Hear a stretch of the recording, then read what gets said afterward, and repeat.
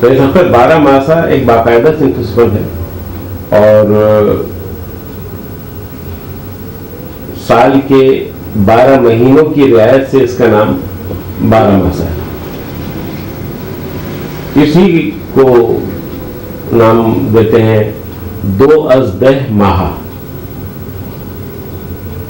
یعنی 10 کا مطلب 10 اور 2 کا مطلب 2 تو 12 ماسا. اردو میں 12 ماسا کا لاجواب شاعر افضل جھنجھانوی پانی پتی گزرا ہے اور بہت ہی عجیب و غریب اس کی زندگی رہی. جیسے کہ ایک افسانوی کردار ہوتا ہے. مولویوں کے گھرانے کے فرد تھے مولانا افضل، اور خود بھی مولوی تھے. محلے کی ایک ہندو لڑکی پر عاشق ہو گئے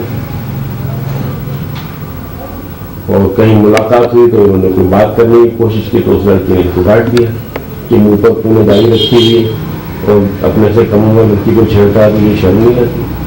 اس قسم کی کوئی بات ہوئی مگر یہ باز نہیں ہے. تو لڑکی والوں نے یہ سوچا کہ اس لڑکی کو بغیر کسی کو یعنی اطلاع دیے بغیر کسی کو بتائے اس کو دور کہیں بھیجتے تھے. انہوں نے اس بچی کو کہیں اور شفٹ کر دیا، دوسرے شہر. دور کے کوئی عزیز ان کے ہوں گے جہاں انہوں نے شفٹ کر دیا. اب کافی دن تک افضل کو نظر نہیں آئی. افضل تلاش میں تو تھے. انہوں نے پتہ کرایا تو معلوم ہوا کہ وہ تو یہاں ہے ہی نہیں، وہ تو کسی دوسرے شہر میں. یہ اس دوسرے شہر پہنچ گئے یا گاؤں تھا وہ شاید، وہاں ایک مندر تھا، وہاں انہوں نے رہنا شروع کر دیا. مندر کے جو پجاری صاحب تھے ان کی خدمت کی انہوں نے، بے انتہا خدمت کی. اور یہ کہ جب اس پجاری کا آخری وقت آیا تو اس نے اپنی جگہ افضل کو مہا پجاری منتخب کر دیا. یہ اس مندر کے مہا پجاری بن گئے. وہاں پر سال میں ایک مرتبہ کچھ اس قسم کی روایت تھی کہ سارے گاؤں کی عورتیں مندر آتی تھی. تو جب وہ مطلوبہ خاتون وہاں پہنچی انہوں نے اس کو پہچان لیا اور اس خاتون نے ان کو پہچان لیا. تو اس عورت نے کہا کہ جب میری محبت میں تم نے اتنی مصیبت اٹھائی اور تو چلو میں آج سے تمہاری. اس قسم کا واقعہ کسی اور شاعر کی زندگی میں نہیں ہوا سوائے افضل. اب آئیے ان کی سمت سخن 12 ماسا کی طرف. 12 ماسے میں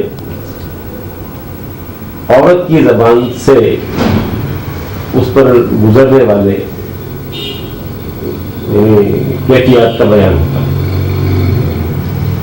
مثلا سردی میں ایک ایسی محبوبہ جس کا کہ محبوب اس سے دور گیا ہوا ہے اس پر کیا گزرتی ہے. تو ایک فرضی سہیلی کا کیریکٹر بھی کوئن کیا جاتا ہے اور وہ اس سے گفتگو کرتے ہوئے بتاتی ہے. مثال کے طور پر افضل کا شعر ہے کہ ارے یہ عشق ہے یا کیا بلا ہے کہ جس کی آگ میں سب جگ جلا ہے.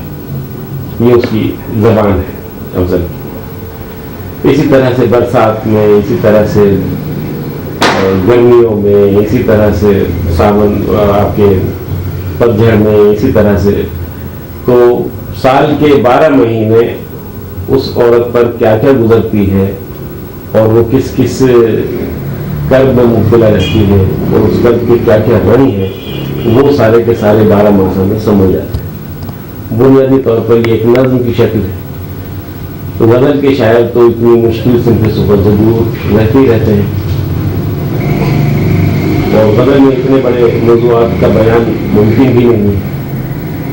تو یہی وجہ ہے کہ آج 12 ماسا کوئی نہیں کہتا، لیکن یہ ایک بڑی اچھی سمت سخن تھی جس کو کہ افضل نے درجہ کمال تک پہنچا.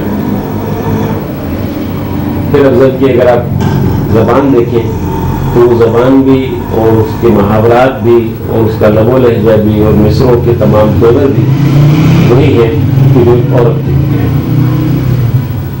یعنی کہ مرد ہوتے ہوئے بھی شاعر اپنے آپ کو ایک عورت تصور کرتا ہے اور اس کی زبان اور اس کے جذبات کا وہ بیان کرتا ہے. تو اس طرح سے یہ 12 ماسا ایک بڑی دلچسپ اور بہت اچھی فلم ہو چکے ہیں. اور سندھ یونیورسٹی میں تو شروع ہی سے افضل کا 12 ماسا جو ہے وہ کورس میں شامل رہا ہے. اچھا، اسی کو بگٹ کہانی بھی کہتے ہیں, اسی کو 2 ماہ بھی کہتے ہیں, اور 12 ماسا تو عام سا اس کا نام ہے.